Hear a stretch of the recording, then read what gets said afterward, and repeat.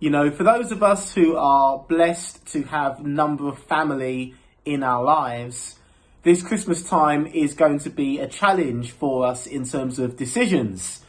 Of course, we know that as families ourselves, we can only spend time with two other families over the Christmas period in these kind of Christmas bubbles. And the thing about that is this, is that if you are from a large family and you've got lots of people to choose from, there is going to be disappointment. Disappointment for yourself because you are not going to get to spend time with every single member of your family. And disappointment for those family members who you choose or have agreed to not spend time with. I know for myself, I'll be seeing my brother on one of those days, but I won't be seeing my parents. I won't be seeing my sister and her family. And that's a sad occasion for us. You know, in situations like that, it almost feels like it's a no-win. No matter what decision you make, you are going to cause disappointment in another situation. Christian leadership can be a little bit like that. Sometimes we have to make decisions, and some people will enjoy those decisions or like or even approve those decisions. Other people won't. But I think the principle applies for all of us. At one point or another in our lives, we will have to make choices where not everybody is going to be pleased. And sometimes we feel like we're trapped. Sometimes we feel like we are between a rock and a hard place. And even though the situation's completely different in this story, the principle remains the same. In John chapter 8, we read a story or the account of Jesus who was tested and tried by the teachers of the law concerning the woman that was caught in adultery. And it even tells us in the text itself that they asked him this particular question in order to try and trap Jesus. Of course, if he was to forgive this woman her sins, then they would say that he doesn't concern the law, or he's not interested in the law.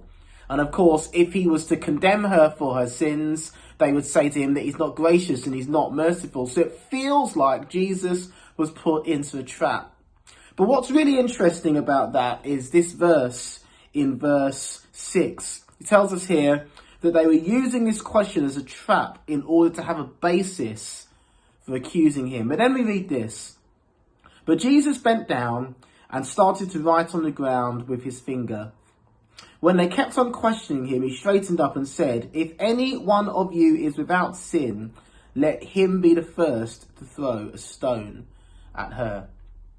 Now, it's been debated over and over again. What was Jesus doing when he was writing in the ground? What was he writing in the ground? We do not really know. But I think for me that the simplest explanation is this, is that Jesus was buying time for himself. That he was posed a question, a complex question, a difficult question, a situation where he felt pressed in, he felt trapped, so he took a breath. He took some time to think, to ponder, to reflect, to maybe even seek God for wisdom. And the thing about life for us as believers is this. There are going to be situations in our lives where we feel trapped. There are going to be situations in our life where we've got to make decisions and we do not know which way to turn. One of the best bits of advice I can give you and myself is this, is that in those moments, take a breath, literally and metaphorically. We don't always have to rush to make a decision. We don't always have to jump in at our first possible instinct. Wisdom is there for us if we ask it. The Bible tells us that. So just as Jesus knelt down and was writing in the ground, and I'm sure as he was writing in the ground, he was thinking, he was praying, he was seeking God for some wisdom into this situation. We have that same access, friends, and I encourage you to do that. The Bible tells us that if we lack wisdom, ask for it, and God will give it to us. So my prayer for you over this Christmas season and beyond is that if you've got choices to make in life, if you've got decisions to make in your life where you feel, I'm just not sure what to do, take a step back, lean into God, be patient and wait for his wisdom to come into your life.